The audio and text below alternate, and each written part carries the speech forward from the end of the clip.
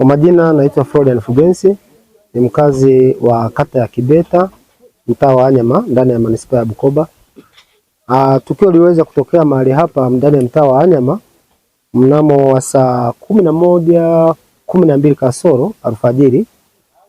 Baada ya mvua kubwa kunyesha, niweza kuitwa na mjumbe ambaye ni jirani yangu kwa kuomba msaada wa kwamba tusaidiane kuweza kuokoa mwenzetu au wenzetu walioweza kuangukiwa na nyumba baada ya mvua kubwa kunyesha. Baada ya kufika, tumekuta nyumba kweli zimeanguka. Kwa kuungana na baadhi ya wengine ambao waliweza kufika, tukaweza kuweka jitihada za kuweza kutoa watoto waliokuwa wameangukiwa kuta za nyumba. Kwa juhudi za haraka tukaweza kumwokoa kijana wa mwanafamilia mmoja ambaye anaitwa Edmund,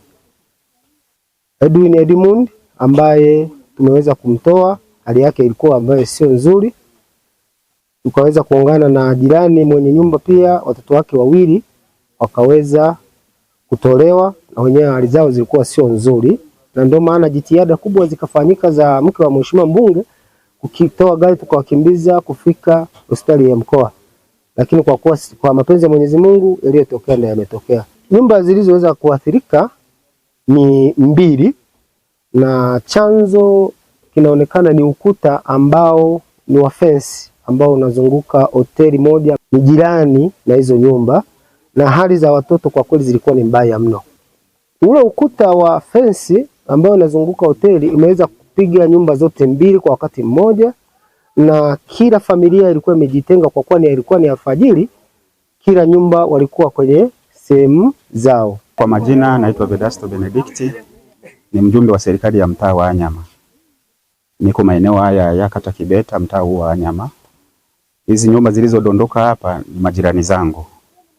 Kwa hiyo lipotokea tukio la asubuhi, mama mwenye nyumba mmoja wa familia akawa ametoka kuja kuniita nyumbani kwamba njoo nisaidie watoto wangu wamepata ukuta umewadondokea wamo ndani.